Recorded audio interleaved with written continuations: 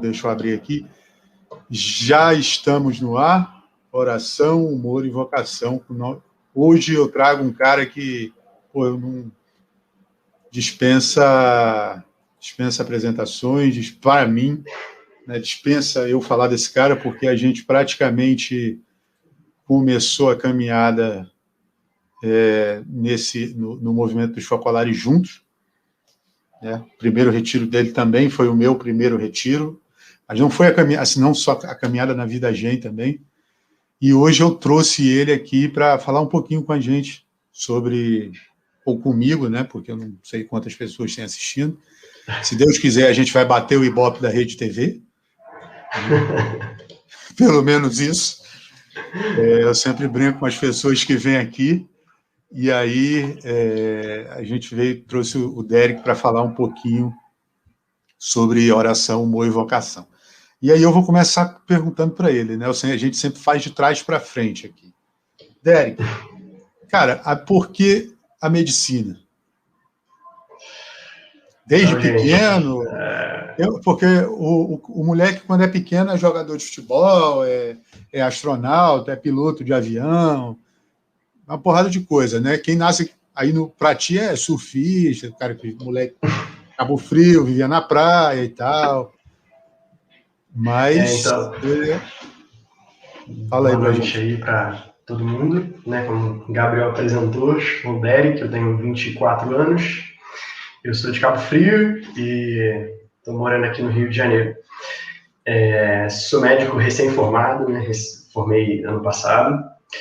E, cara, como que começou? Olha, eu não sei dizer exatamente assim, né? Na verdade, o meu pai é médico, então eu tinha já essa tendência que dizem, né, de que o filho do médico normalmente vai ser médico também. Mas, na verdade, não era bem o meu sonho, né? Quando eu era criança, eu pensava em ser biólogo. Mas eu pensava em ser biólogo porque eu via naqueles canais, no canal tipo Animal Planet, Discovery Channel, pessoas como Steve Irwin, assim, né, que ia pro meio do mato, que mergulhava com crocodilo, que abraçava tubarão. Nossa. E achava que a vida do biólogo era aquilo, né? Abraçava tubarão, Deus me livre. Só que aí depois descobri que não, a biologia não é tão assim, né? Mas também a medicina eu acho que foi algo natural, né? Eu tinha já um contato com meu pai e tudo, e pensando um pouco sobre as profissões, eu achava que era uma profissão que eu poderia seguir, né? Que me daria bem, assim. Nunca tive problema com hospital, com ver sangue, com essas coisas, né? Então sempre foi muito tranquilo com isso. E aí eu falei, pode ser uma boa ideia, né? E aí fiz o curso de medicina.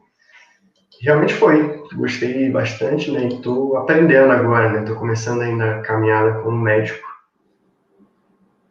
Passa uma testada aí para nós depois. Brincadeira. Por baixo dos panos. Gente, isso aqui é um canal cristão, hein? Dessas coisas. Mas e a área que tu planeja se especializar? É qual? Então, né? Eu vou prestar provas para residência, mas aí eu ainda tenho um pouco de dúvidas. Penso ou psiquiatria ou clínica médica, né? Mas está entre essas duas opções. E o que te leva para um lado e o que te leva para o outro?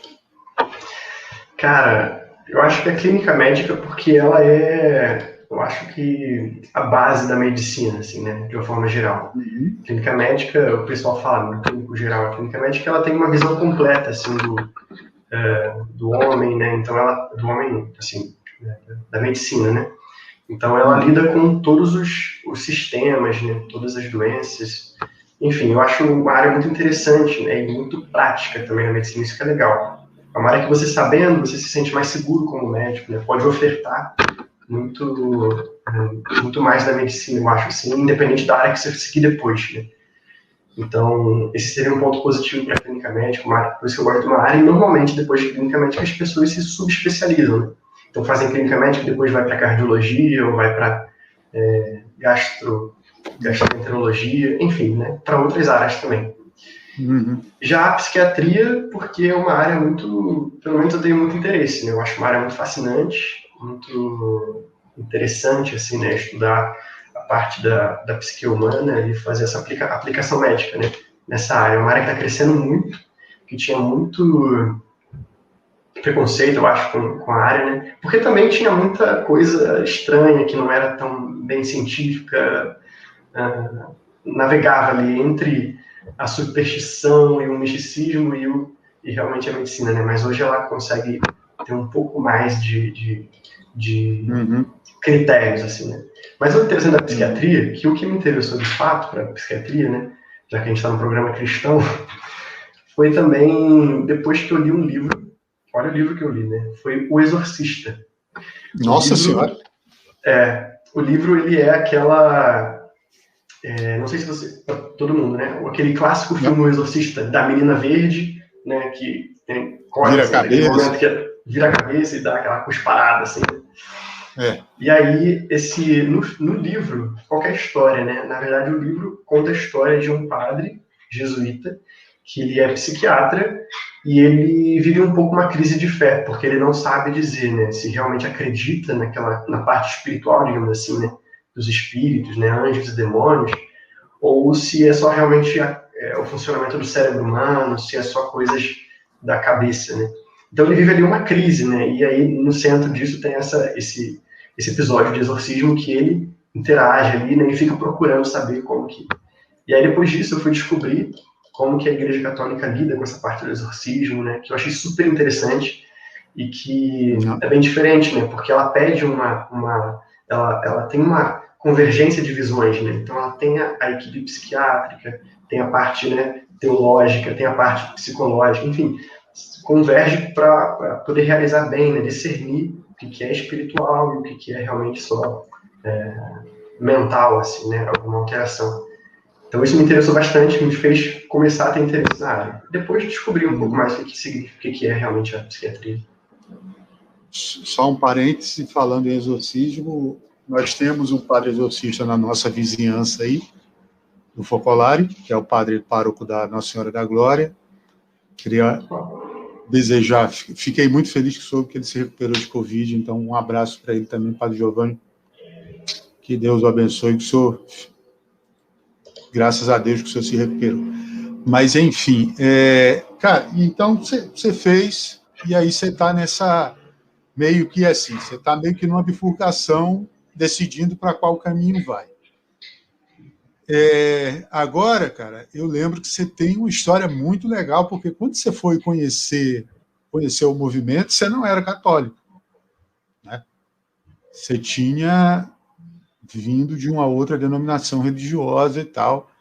E aí foi lá, estava lá no movimento de Chocorá, entrou no nosso retiro do GEM, né? Para quem não sabe, o GEM são jovens, convidado por um amigo seu e tal, mas você ainda era de uma outra denominação. Eu lembro que a primeira pergunta que eu te fiz, eu acho que você recebeu, foi sobre a visão de vocês, de vocês então, na época, sobre Nossa Senhora, etc. E tal.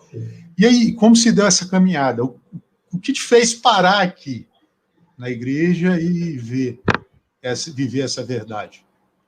E quem te fez também, eu sei quem é, mas a galera pode não saber aí. Aliás, só um parênteses, se esse vídeo chegar até ele, ele sabe que eu quero ele aqui, porque ele não foi lá no trem, então eu quero você aqui, hein? Não, realmente, né? Foi uma caminhada, um pouco uma jornada. Eu não era católico, né? Porque também não nasci de berço católico. A minha família, quando eu nasci, a parte materna, né? A parte de mãe, eles são ou acreditam firmemente nas testemunhas de Jeová, né? Então, minha avó materna a minha tia, tem uma tia e um tio que são, né? Minha mãe acredita, e assim por diante. O pessoal da parte de mãe acredita nas testemunhas de Jeová. E por parte de pai, acreditam mais evangélicos, né? São evangélicos e de diferentes igrejas. E eu lembro que eu fui criado como, assim, testemunho de Jeová, sabe? Recebi os ensinos dele, né? A minha mãe permitia, meu pai permitia que eu recebesse os ensinamentos desse testemunho de Jeová quando eu era criança. E então eu recebi, né? Eu estudava a Bíblia, já fazia oração, já tinha...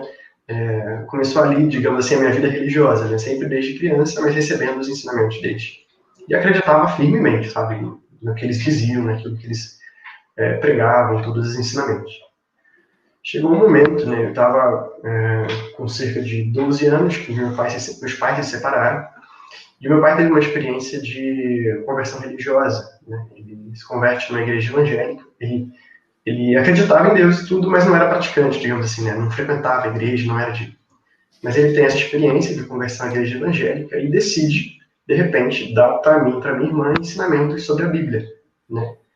Tentando também nos mostrar o lado da igreja evangélica, porque ele tinha estudado com os Testemunhos de Jeová, mas achava algumas coisas esquisitas, assim, né? Não concordava com tantas coisas. E aí ficou naquele impasse. E aí, nesse período, né, pré-adolescência, início da adolescência, eu então, comecei a estudar tanto com os evangélicos, né, meu pai, quanto com os Testemunhos de Jeová. E num determinado momento, né, da minha vida, eu tinha por volta aí dos 15 anos, eu queria já assumir a fé, né? Eu acreditava em Deus, mas estava procurando um caminho, porque aquilo gerou uma certa confusão em mim, né? Tipo, eu estou recebendo ensinamentos de um, estou recebendo ensinamentos de outro, mas qual que está certo, né? Porque talvez as pessoas não tenham noção de quão diferente seja realmente, né? As crenças, né? De um para o outro. As pessoas acham que os Testemunhos de Jeová são um ramo normal, assim, né? Do protestantismo, do neopentecostalismo, enfim, mas é muito diferente. Né? Sim, sim. Então, só para um exemplo, né? Por exemplo, a doutrina da Trindade não existe, né? Nas Testemunhas de Jeová, eles não creem que Jesus seja Deus, por exemplo, né? Jesus é uma criatura muito perfeita. Enfim, são ensinamentos, né, que fazem muita diferença depois, assim, né, na questão da doutrinária, e aquilo me instigava, né? Me perguntava. E aí, nesse questionamento, eu pedi a Deus, né, uma luz, assim, Deus, onde que é, né? Me diz aí, onde que está a verdade. Eu acho que esse é o primeiro momento da minha vida que eu me questiono sobre a verdade, né? Porque eu queria saber, entre as duas, o que estava certo. E me recordo que naquela época eu lia muito a Bíblia, tentava, né, compreender, tentava debater, né, ali com meu pai, com as Testemunhas de Jeová, com meu tio, trazer o lado de um e de outro. E num determinado momento, me pareceu que na igreja evangélica estava mais de acordo com a Bíblia, né? Estava mais, mais autêntico, digamos assim, né? Que estava mais coerente é a palavra, na verdade. E daí eu tive uma experiência de conversão na igreja evangélica, era a igreja metodista, lá em Cabo Frio, e comecei uma caminhada na igreja metodista, né? E que foi muito bacana, assim, né? Eu tive uma experiência muito boa com o pessoal da igreja, eu falo com algumas pessoas até hoje, grandes amigos, e realmente ali despertou muitas coisas em mim, né, a respeito da vida cristã, né, a tentar ser mais coerente, tentar viver de uma forma mais cristã realmente, né. Só que o questionamento que eu antes tinha da verdade, né, a respeito de um lado das Testemunhas de Jeová e do outro lado dos evangélicos, continuou a aparecer de outras formas em mim, né, porque eu vi assim, caramba, eu escolhi, né, eu estou aqui numa igreja que é metodista, mas por que eu não sou batista, ou luterano, ou Assembleia de Deus, ou mormon? Então eu via que existiam muitos ramos ali, né? E que algumas são muito próximas e muito parecidas, mas ainda assim tem diferenças e que são diferenças importantes.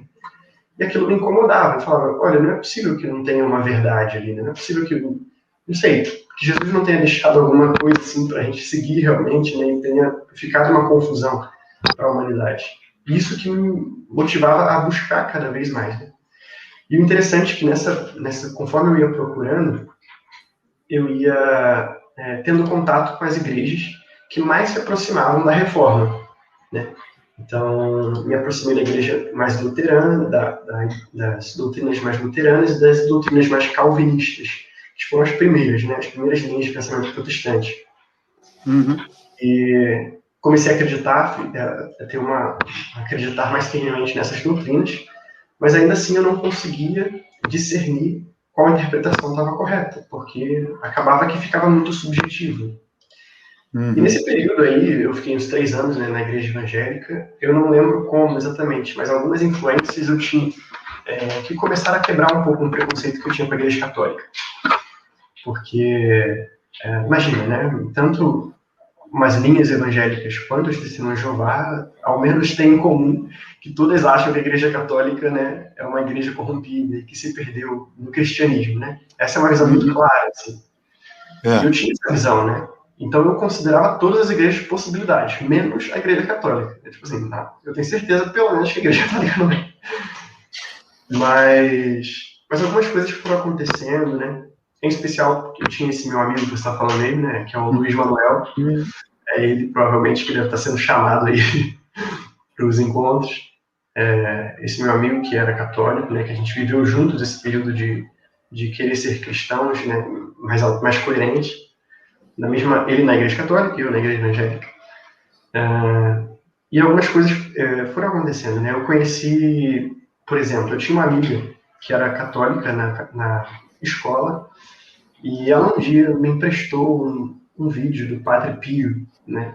E eu não sei porquê. Já foi para impactar logo que ela te emprestou, né? Exatamente. Mas eu não sei dizer o porquê que eu fui ver aquele filme, mas eu vi o filme. E, cara, eu fiquei realmente encantado, assim. Falei, caramba, cara, né? Alguma coisa me, não sei, instalou, assim, tipo, nossa, né? Eu não sabia que existia algo assim na Igreja Católica. Depois tive contato, então, né, um pouco com a vida dos santos, um pouco com histórias, um pouco conhecendo um pouco mais a fundo De início, assim, você disse que teve contato com a vida dos santos. Qual foi a que mais te impressionou e que foi te puxando, assim? Um santo que você possa falar. Não precisa contar a história, mas um santo que você possa falar, assim, e que foi te puxando. Eu diria que do Padre Pio, né, por conta desse filme, eu pesquisei um pouco ali sobre ele. E depois, um pouco mais à frente, se eu não me engano, talvez o outro que eu tenha tido contato na época foi o de São Francisco de Assis. Nossa, que foi pelo livro O Irmão de Assis, de Inácio Larinaga, né? Enfim, é um livro fantástico, né, fenomenal, e a vida de São Francisco me encantou, né? Porque uma outra coisa que me vinha muito na mente, né, e outro questionamento que eu tinha, era sobre a autenticidade da vida cristã, né? Porque eu via, caramba, né? Eu tinha algumas críticas à igreja evangélica, a linha que eu estava participando e tudo, porque tinha muito daquilo que o pessoal chama de teologia da prosperidade, né? De algumas coisas assim que, eu não sei, me incomodavam um pouco, né, no discurso, enfim, na pregação. E aí, quando eu vi, né, a vida de um Padre Pio, a vida de um São Francisco, eu fiquei, caramba, né, isso aqui parece realmente evangelho, né? Isso aqui parece realmente aquilo que está ali, né, de forma vivida, bem concreta. E como eu estava nessa dúvida, como eu estava nesse questionamento, aquilo me encantou. Bom, aí, enfim, além disso, né, tive contato com a doutrina católica, a história da igreja. Em especial, um amigo me apresentou o padre Paulo Ricardo, né, que faz um trabalho de apostolado, né, pela internet, e que foi muito importante para a minha caminhada cristã, católica, porque ele esclareceu para mim um pouco sobre a doutrina católica, sabe? Né, ele fez quebrar um monte de preconceitos que eu tinha, né, com a igreja, com relação ao que acreditava, com relação ao que vivia, etc. E, por fim, a terceira coisa que me aconteceu também foi ter esse contato um pouco mais próximo com movimentos focolares, né, por conta desse meu amigo. Mas a gente tinha uma vida assim, acho que nenhum tentava convencer o outro de quem estava certo ou não, né? E daí... Pode falar, Uhum. Não, foi só para esticar aqui por causa da coluna mesmo.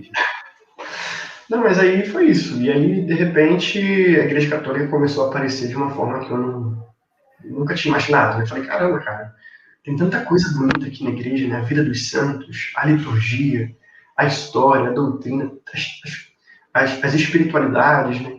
Tanta coisa, e faz tanto sentido, né? E ainda assim, de formas tão diferentes, né? Por exemplo, um franciscano vive de uma forma tão diferente de um beneditino, que é tão diferente da vida paroquial, que é tão diferente, sabe? Comecei a ver uma beleza muito grande, né, na Igreja Católica, assim, né? Essa beleza me atraiu muito. E, de repente, também as coisas começaram a me convencer, né, da veracidade da Igreja. Ou seja, eu via que a história fazia um sentido, eu via que as doutrinas faziam um sentido, eu via, né, que a liturgia fazia um sentido, e tudo aquilo estava relacionado. E daí, nesse momento, eu eu comecei a me convencer e falei, cara, não é possível, não acredito. Que pode ser a Igreja Católica de repente, que é a igreja que Cristo estabeleceu, né, digamos assim, a Igreja da Verdade. E interessante, porque quando eu me perguntava, né, sobre isso, eu via que esses preconceitos iam sendo quebrados, né, e iam trazendo à tona, na verdade, um monte de questões assim que iam sendo solucionadas por conta da igreja, né? Então foi um processo bem interessante, muito bacana, né? Mas realmente de conversão, de ter que mudar completamente a mentalidade, sabe?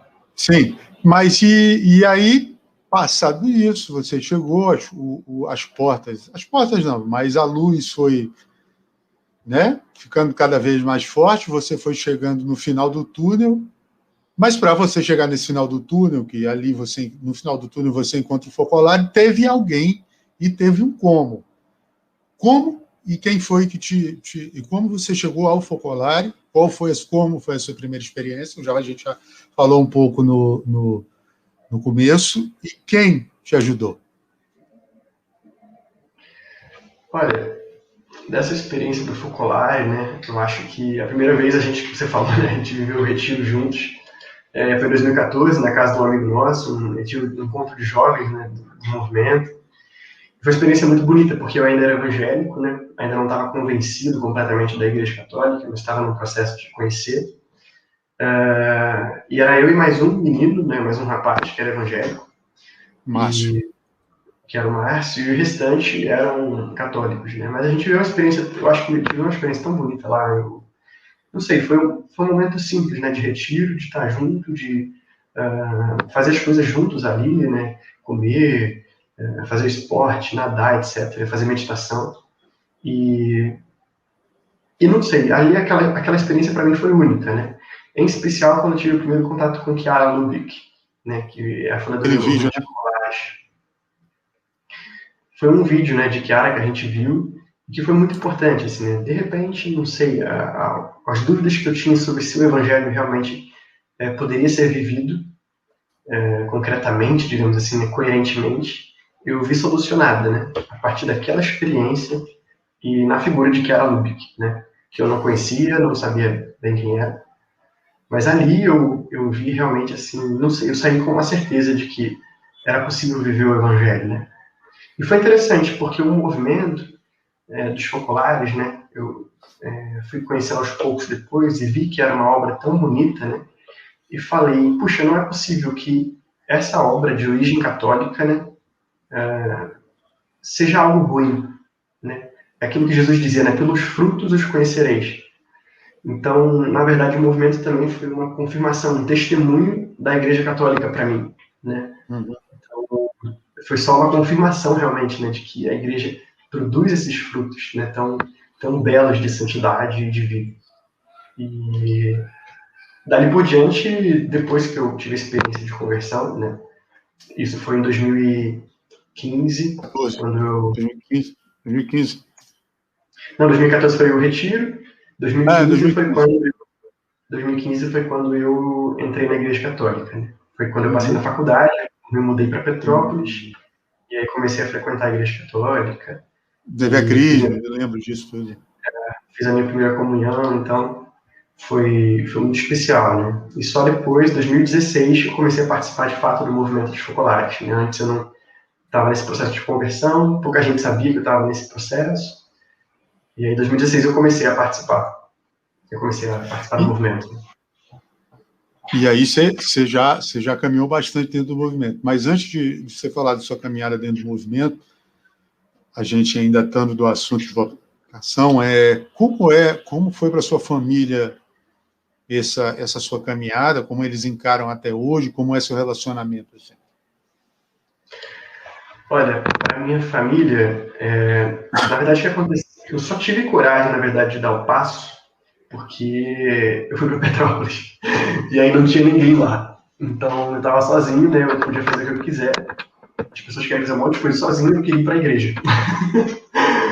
Eu fui para a igreja, eu comecei a frequentar, né, a igreja e tudo, e o pessoal da minha família não sabia, na verdade, né? Tava vivendo lá e eu não parei para algum momento e falar assim, gente, estou virando católico. Não, nunca fiz isso. Mas, aos poucos, eles foram sabendo dessa caminhada, né? A gente foi conversando aos poucos, ele foi falando que eu estava indo na igreja católica e tudo. E, bem, para minha família, eles não concordam, né, de fato, com estar na igreja católica a nível de religião, porque eles realmente têm uma visão ainda, né, muito contrária à igreja, né? Então, eles não concordam e, por vezes, tem algum discurso de tentar me trazer de volta, né, para outra denominação. Mas a nossa relação não mudou nada, assim, né? Nunca tive conflito com ninguém por conta disso. Sempre foi muito respeitoso nesse lado também. Minha família sempre respeitou muito a minha opção. E a gente convive naturalmente, né? Normalmente, sem nenhum problema por conta disso. Foi mais para mim mesmo. Eu acreditava que podia ter, né? Alguma confusão. Eu acreditava que podia ter alguma coisa. E tanto que eu lembro que na época, quando eu estava pensando, né, nessa possibilidade de me converter à igreja católica, eu fiquei, cara, será que isso existe? Será que as pessoas se convertem para a igreja católica? Que eu nunca tinha ouvido falar disso, né? Era sempre o contrário, sempre os católicos deixando de ser católicos. E aí eu conheci muitos nomes, né, que se converteram na igreja, então, que se converteram ao catolicismo. Então, o Scott Hahn, que é um pastor americano, eu li o livro Muito dele, bom. conheci a vida do Chesterton, né? Gilbert Keith Chesterton, que também foi um anglicano que se converteu. Conheci a vida de São John Henry Newman, também um anglicano que se converteu e se tornou cardeal da igreja. Scott Hahn escreveu Todos os Caminhos Levam a Roma, né? Exatamente, que é uma ótima leitura, aliás. E hoje faz um apostolado incrível, né? E aí eu comecei a ler história, né, de pessoas que tinham se convertido e tudo. Vi que eram muito parecidas, se aproximavam com a minha. E então foi muito importante, assim, né, também isso. Mas com relação à família é bem natural, não tem nenhuma alteração no nosso relacionamento, não. Eu tenho a segunda entrevista, segundo bate-papo, né? Eu não gosto de chamar de entrevista, eu não sou jornalista. Apesar desse lado de comunicação me atrair, foi com uma moça, né, com uma grande amiga que eu tenho, tem uma história de vida assim fantástica. Se ela estiver vendo a gente, um abraço para você, Juliana. Um abraço, Juliana. Ela é evangélica, e aí a gente conversando, o segundo foi com ela, então, assim, a gente vem conversando bastante, aprofundando isso, e eu me dou super bem, assim, sabe? É difícil, pelo menos depois que você passa também a beber da fonte, né, do ideal de Chiara, você entender como diálogo, essas coisas todas, você vê de outro jeito, e eu venho de um estado em que a maioria da população é protestante, então eu lembro de um humorista, da época do meu pai ainda, ele estava contando que ele é católico, bem praticante, inclusive, né? Católico, ele é católico, não vamos dividir nisso. E ele conta num show dele que ele tem para ele que uma vez assim, o catolicismo vai acabar. Aí as pessoas, todo mundo, porque lá na minha cidade o que não é bar é igreja. Né? E aí, assim, Rio Branco virou mais ou menos isso. A gente tem muita igreja evangélica e o meu irmão é protestante também. E a gente convive numa boa. Inclusive, eu conheço o pastor da igreja dele, já tentou me levar algumas vezes. Eu fui, eles fizeram a ação junto com a paróquia lá perto, paróquia não. Sim, eles fizeram a ação e tinha católico, tinha, né, ação social, todo mundo lá. A gente foi para ajudar mesmo. Eu fui para dar uma assistência jurídica, teve médico católico que foi. Então, enfim, a gente aprende a conviver. E aí eu queria saber, assim, como é para você que veio do outro lado do muro passar a enxergar esse outro lado do muro e conviver assim. E que tipo de conselho você daria? Porque é difícil. A gente vê muitos hoje do nosso lado apontando o dedo e dizendo assim, você vai para o inferno, né? Ao invés de fazer como Jesus fez com a mulher adúltera, né? Com o centurião romano, etc., e os cobradores de impostos, enfim. Como é que você olha para esse outro lado, estando do lado de cá, e como é que você convive? Assim, que conselho você daria também? Olha, eu acho que por eu ter acreditado, né, ter tido a mesma mentalidade que as pessoas que vivem, né, em outras denominações, pelo menos nessas duas denominações têm, eu consigo ter essa visão mais empática, talvez eu diria, né, de como a pessoa enxerga as coisas, né, como ela está enxergando, qual a visão de mundo delas, né. Eu acho que quando a gente está numa denominação como essa Testemunho de Jeová, as pessoas ali têm uma visão de mundo, né, que é influenciada por aquilo que elas estão acreditando. Então, eu consigo entender os motivos delas, né? Consigo entender porque eu já acreditei da mesma forma, né? Eu sei por que eu não acredito hoje nisso, mas sei como é acreditar. Então, por entender esse lado, né, eu tenho conversa numa boa, né, com as pessoas que, quando conversamos sobre religião, com os meus amigos, assim, eu acho que o talvez mais interessante seja dividir a vida mesmo, né?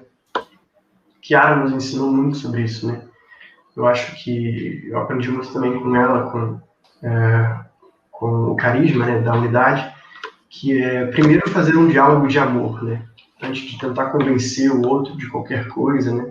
Até porque eu não tenho essa responsabilidade, né? Eu não sou nenhum apologeta, não sou nenhum pregador para ficar saindo por aí, né, tentando convencer as pessoas de alguma coisa. Tem pessoas que têm esse carisma, essa função, mas eu não tenho, né? A minha função, eu acredito que realmente seja essa proximidade, né? Esse diálogo, essa oportunidade de estar junto com essas pessoas, de conversar, de entender e de trocar, né? Trocar ideias, trocar informações. Eu acho que a única coisa que eu daria, talvez, de conselho, em especial aos católicos, assim, né? Não sei, né, se eu poderia dar algum conselho, mas seria o fato de realmente conhecer, aprofundar um pouco as razões da própria fé, sabe? Quando a gente conhece um pouco mais, né, aprofunda um pouco mais a nossa fé, né, aquilo que São Pedro escreve na sua carta, né? Estais prontos a dar razão da vossa esperança, né? Razão da vossa fé. Ou seja, quando a gente conhece um pouco mais, né, seja da história da igreja, seja o porquê que a gente acredita de fato, né, seja a vida dos santos, né, ter contato com os escritos dos santos, a gente consegue enxergar a beleza naquilo, como que aquilo tudo tem tudo se encaixa, né, tudo faz sentido. Então, conhecer essa realidade, né, da própria fé, estar seguro dessa fé, né, eu acho que é um dos pontos mais importantes, né, para poder se abrir a um diálogo, né? Porque quando a gente não sabe, não sei, pelo menos eu me senti assim, né? Quando eu não sei ou não sabia falar sobre alguma coisa ou dar razão daquilo que eu acreditava, né? Eu queria que a pessoa pudesse enxergar a mesma coisa que eu estou enxergando, eu acabava tentando convencer no argumento, no grito, né?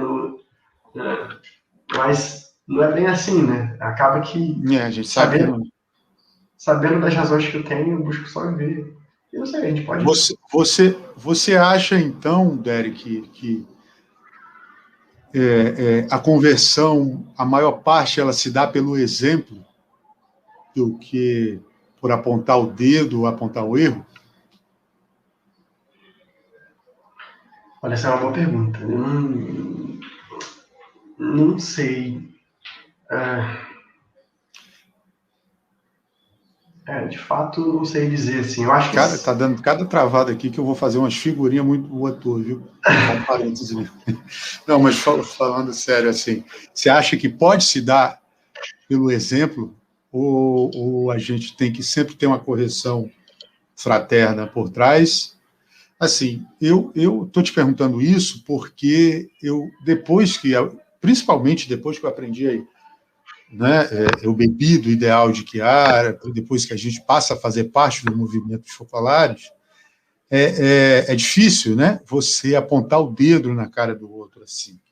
E é o que eu vejo muita gente hoje. Eu também tenho um perfil no TikTok só sobre catequese, orações, essas coisas, e eu evito muito atacar, né, os protestantes, assim, apontando. Eu apresento, olha, a minha fé é essa, eu acredito que nós temos uma mãe, acredito na santidade, que as pessoas podem alcançar. Eu recebo, às vezes, alguns ataques, eu apago. Nos outros, eu até dou umas respostas irônicas. Teve uma vez que a mulher veio me atacar, dizer que eu era isso, eu estava do lado da pia, gravei um vídeo e mandei para ela. Olha, tá cheio de louça para lavar aqui. Antes de você vir me atacar, tem aqui. Aí ela ficou com raiva e apagou o comentário.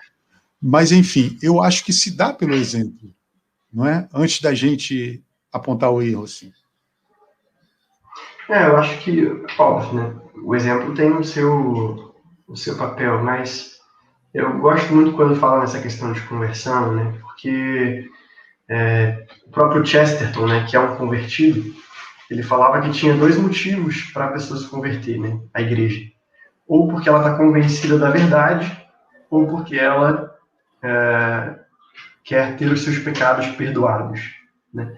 Então tem dois grandes momentos de conversão, ou seja, ou quando a pessoa está naquele momento, né, que ela precisa ali, né, está numa crise, digamos assim, caramba, né, tô sentindo que falta alguma coisa, né, que é a falta de Deus, e recebe a mensagem de Deus e se converte, ou quando ela está realmente convencida da verdade, né, ou seja, ela está procurando alguma coisa, procurando essa verdade, procurando Deus, e eu acho que o nosso, talvez, assim, o que a gente pode ser é instrumento nas mãos dessas duas formas, digamos assim, né?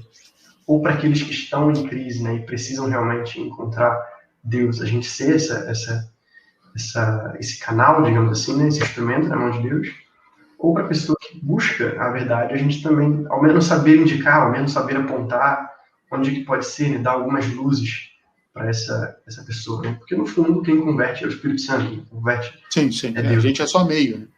Exatamente. Então, eu não sei, eu não acredito muito no poder só argumentativo, né? Não, mas eu não falo também só argumentativo, eu digo o primeiro passo, assim. Não, eu acho que tudo eu acho que tem uma série de coisas, assim, né, de fatores que podem levar a pessoa realmente a enxergar, a querer enxergar essa realidade, né? Uhum. Entendi. E aí, agora, já indo para o segundo assunto, né? A gente está fazendo de trás para frente. Todo mundo tem uma rotina de oração. Todo mundo conversa com Deus. Existe uma música, Gilberto Gil, eu dei esse exemplo já em outras duas entrevistas, eu acho até com um amigo que eu vou lançar amanhã, que ela vai sair amanhã, depois de amanhã aqui no YouTube, que é uma música do Gilberto Gil sobre se falar com Deus, né? Deixa eu até procurar aqui a letra, porque senão eu não tenho de cor. E aqui é assim, aqui achei. A primeira coisa que eu já procurei tanto é assim, sim, foi o que me fez gostar das músicas dele, foi essa. Ela fala muito de se eu quiser falar com Deus, tenho que ficar a sós, tenho que apagar a luz, tenho que calar a voz, tenho que encontrar a paz e folgar os nós, né? Quer dizer, desapegar, né? Esquecer de tudo, perder a conta, ter as mãos vazias e se despir. Né? Jesus fala muito do silêncio, né? Da importância do silêncio na oração dos evangelhos. Deus também fala nisso no Antigo Testamento.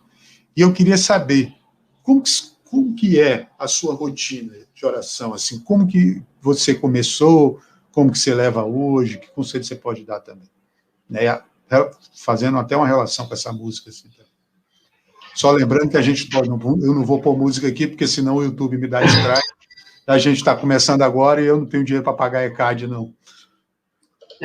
Eu não tenho nenhuma, assim, também, né, acho que estamos tentando, né, está nesse caminho de tentar construir realmente uma vida de oração, assim, né, de sermos pessoas mais orantes, né, mas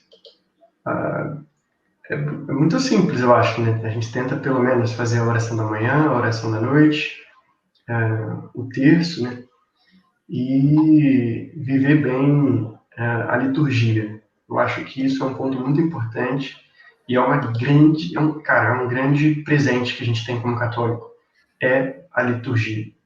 Então, assim, saber que a liturgia é uma oração, sabe? Tipo assim, quando a gente está na missa, A gente não está só ouvindo ali, a gente não está ali só para ouvir o padre, né? Só para isso foi muito interessante, porque quando eu me converti, né, foi uma das coisas que eu achei muito, muito bonitas.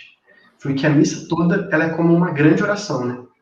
Então, começa lá em nome do Pai, do Filho e do Espírito Santo, e o padre faz uma grande linha de oração, né, em todo aquele período voltado para Deus.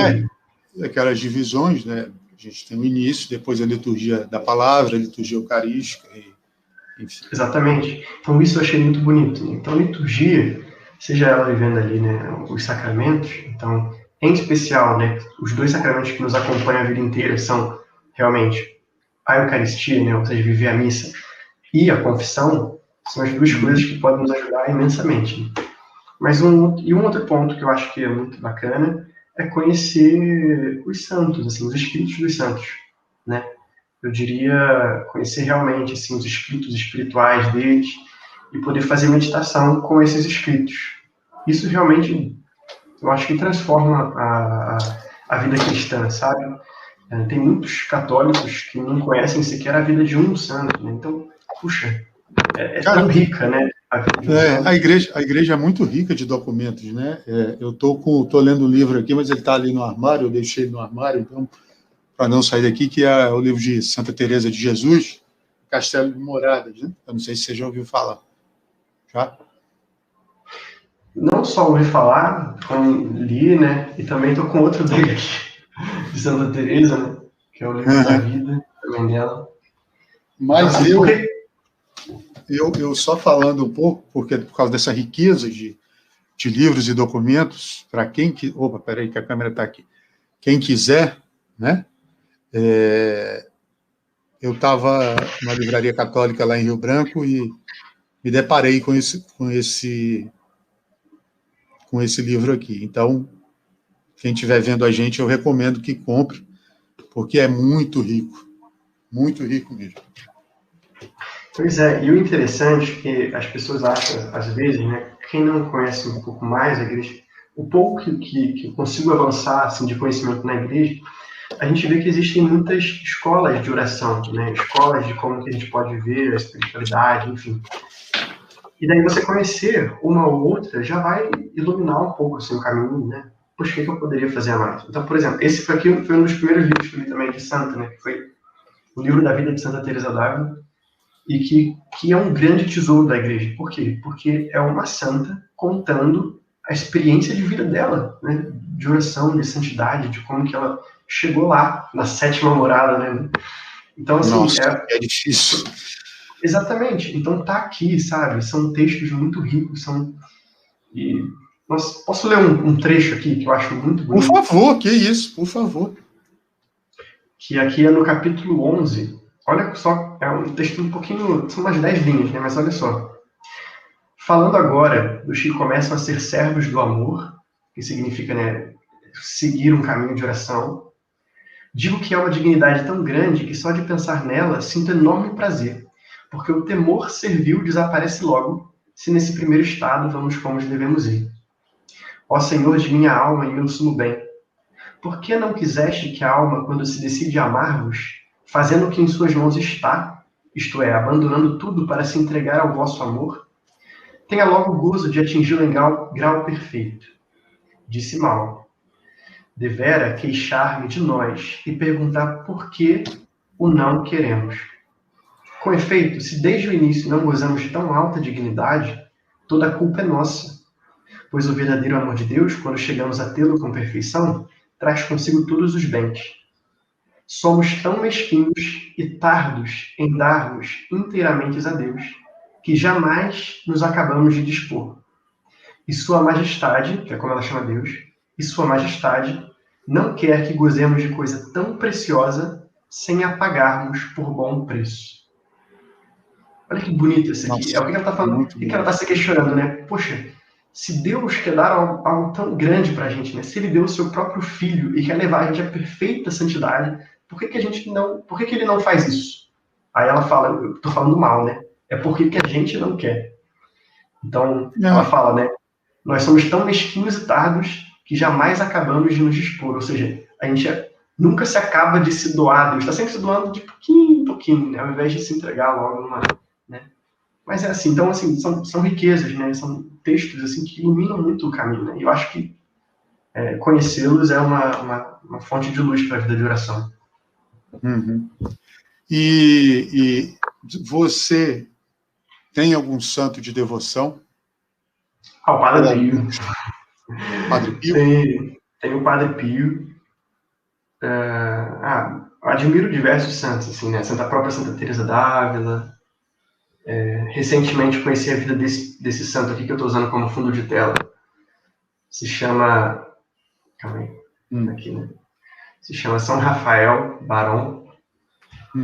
Foi um santo jovem que São João Paulo II, que está aí atrás de você, que, que ele proclamou também como um padroeiro da juventude, como um modelo, né, para a juventude, esse santo, que eu conheci agora, um pouco a vida dele, e também que está me ajudando aí na caminhada. A gente tem, cara, muitos exemplos, né? Principalmente para a faixa etária mais nova, para a galera que está entrando agora, né? A gente tem um exemplo do Beato Carlo Acutis, da nossa, né? A gente tem exemplo em casa também de Chiara Lúcia, né? As pessoas, eu recebi uma vez um amigo me perguntou assim, foi logo que eu entrei para o movimento, que simultaneamente eu passei a servir na igreja também. Gabriel, você vive na igreja, né? Às vezes eu chegava atrasado nos compromissos que a gente viu, pessoal. E aí, por quê? Porque eu estava na catequese e tal. Eu disse, mas você quer ser santo? Eu falei, mas os santos não bebiam, não zoavam, e, enfim, falou outras coisas também que não quero falar aqui. E é um grande amigo meu, um irmão meu, assim, né? Eu falei, cara, claro que sim, pô, não é na medida do que você está falando, mas todo mundo é humano, todo mundo se divertia, e aí já é um gancho para depois o último tópico, todo mundo se divertia, aí eu falei para ele de Chiara Lúcia, eu falei para ele da história de Santo Agostinho, né, do tanto que Santa Mônica pediu a Deus, que Santo Agostinho, meu Deus, e conseguiu, e enfim. Tem o que morreu segurando, né, dando a vida pela Eucaristia quando criança, eu não lembro agora. São Tarcísio. São Tarcísio, né? Não, outro que tem um nome e sobrenome espanhol também, fora São Tarcísio também. Enfim, a gente tem uma Aldetinha, né, que está em processo de beatificação e está ali na Basílica Imaculada, aí perto da gente aí, que mora nessa vizinhança. Assim, a gente tem tanto exemplo, cara, tanto exemplo para dar, né, que eu acho que as pessoas, assim, não leem mesmo, ou não leem por, como você falou, né, não querem ser... O Deus quer que a gente seja, né, mas a gente é que não quer. Né, a gente é que faz tudo para se afastar, né? Mas a gente tem muito exemplo. E aí, já indo para o gancho, né, meu amigo perguntou sobre isso, sobre humor.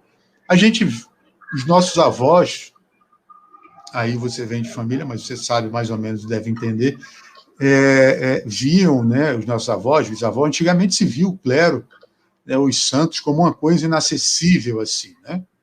Como algo que você nunca podia chegar perto. Né? E hoje as redes sociais meio que aproximaram. Né? A gente tem esse meio, até eu queria inclusive fazer essa pergunta, o que você acha desse tipo de evangelização, e a gente tem grandes exemplos de bom humor, né? Como o Padre Léo. Eu acho que você já viu alguns vídeos do Padre Léo, que, cara, o cara, se estiver em depressão assim, só de ouvir, você já começa a rir. Ontem a gente estava conversando, eu conversando com meu amigo sobre isso. Ele tem um vídeo de uma pregação dele, né, que ele está batendo. Teoricamente, o padre está fazendo a cerca, e o menino chega, está olhando, o padre pergunta se o rapaz quer aprender a fazer cerca, o menino disse não. Então, eu disse, por que você está aqui? Ele disse, eu quero ver o que o senhor diz quando o senhor bater com um prego na cabeça do dedo. E fora os outros exemplos de pregação que ele tem o padre Christian Shankar também, quem quiser procurar, procura no YouTube aí também, é ótimo, enfim. Tem um que está chegando agora, tem 3 meses de ordenação, e eu estou conversando com ele para ele vir bater o papo, que é padre Gabriel Moretti, quem pesquisem no YouTube também, enfim. Vários padres que evangelizam pelo humor, né? Ou pelas redes sociais, assim. E aí eu queria saber, é possível, você acha possível ser bem-humorado e dar o exemplo, pregar a palavra de Deus, atingir a santidade? Obviamente que não é o cara ser escrachado, né? Mas ser bem-humorado, rir e tal. Como a gente tem um grande exemplo aí de seu vizinho de quarto, que gosta de contar umas piadas, e ele já esteve aqui comigo. Sim, com certeza. Eu acho que, na verdade, até o Papa Francisco tem até falado sobre isso, né? Sobre o humor, pedir o bom humor também, né? Como dom de Deus. E grandes santos, né? Foram exemplos disso. A gente tem o caso de Tomás More, temos o caso de São Felipe Neri. Né? Cara, eu ia falar disso. Eu descobri que ele é o padroeiro dos comediantes. Pois é, exatamente. São Felipe Neri, então, tinha, né? Ver o filme dele também é extraordinário, assim, né? Tem um filme antigo dele, mas você encontra aí no YouTube, sei lá. E, poxa, com certeza, né? Eu acho que o humor é uma forma leve, né, de levar uma mensagem, assim, né? Pode ser usado, pode ser um meio também, né? Como outros meios artísticos, digamos, podem ser um meio para levar uma mensagem cristã, né?